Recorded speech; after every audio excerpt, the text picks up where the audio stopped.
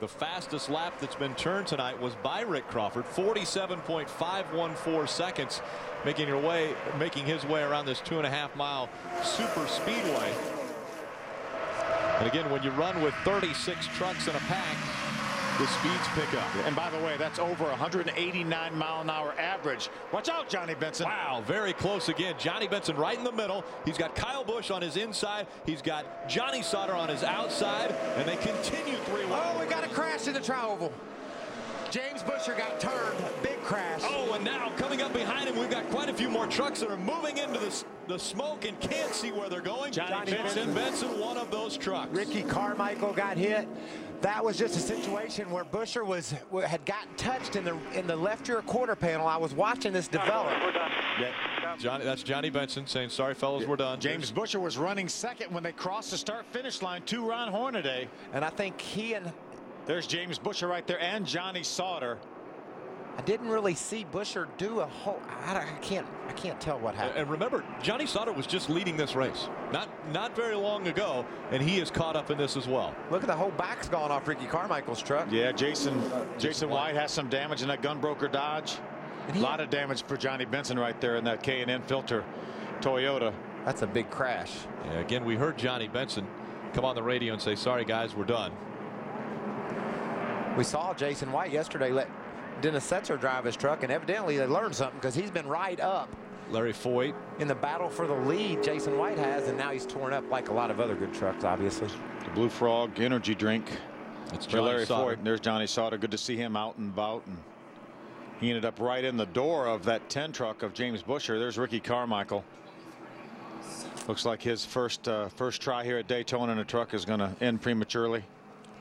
I watched that happen. Somebody got a hold to Busher.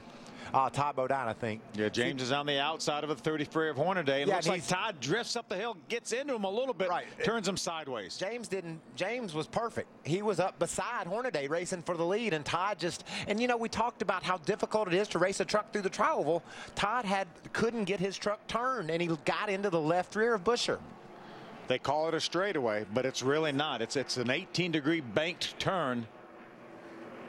There goes Johnny. Johnny was trying to make his way back to the pits, and then obviously had an oil line or something ruptured, and that caught fire for a moment. He just turned her down into the grass. Here's another view here. There's a contact right there. Watch this now. What if you're James Busher, 18 years old, racing for the lead at Daytona, and get taken out by a veteran? That's got to make you scratch your head. He's the one that's supposed to make the mistake. But that just goes to show again how difficult it is to get through this trial. 30s with you on your bumper, 30s with you. We're talking about 3 feet. Todd drifted up about 3 feet, and that's when he made the contact with James Busher. James was trying to side draft off of Ron Hornaday. 4 on your bumper, be smart here. Oh man, Ricky Carmichael. Behind you here, big time. Just barely. And Todd just drives away. Take a look at Johnny's on board. Kyle Busch on the inside, the Miccosukee Toyota. Middle. Spin in front of you, ease it back. Go, go, go. Keep going. Ooh, didn't quite make it. Took the back end off of Ricky Carmichael's truck. You see that truck of Kyle Busch? He just worked his way right through that baby. Not a scratch on it. Down on the inside. You heard Johnny Benson's spotter say, big wreck in front of you, ease it up, and then go, go, go, yeah, knowing that he had guys behind him that were probably going to run into him. Yeah, tried to get by that incident, just unfortunately made contact with Ricky Carmichael. Ricky, a victim of circumstances. Really, everybody in this accident a victim of circumstances because of the contact between Todd and James Busher. Skinner must have a little bit of damage on his truck. He did get a piece of that. I saw not a whole lot. You can see right there. The pits are closed at him, but he's going to come down there and assess that damage. He knows he's going to be in the back anyway, huh? Yeah, that's exactly right. And the damage they're concerned about is on the right front fender. Under this situation, you can send 5 guys over the wall. Normally, the rule has been 7, but the change has come this year for 5. And they're just going to go over and assess where they're at. Pit road not being open, this is a penalty. But as you said, Michael, they're going to have to drop to the tail anyway. So they might as well come in and see if they can fix it up. And as you can see, they have got parts and pieces. This is very normal at Daytona. You know things can go wrong. You want to be prepared prepared, and it appears Randy Moss Motorsports has what they need to try to keep Mike Skinner rolling here tonight.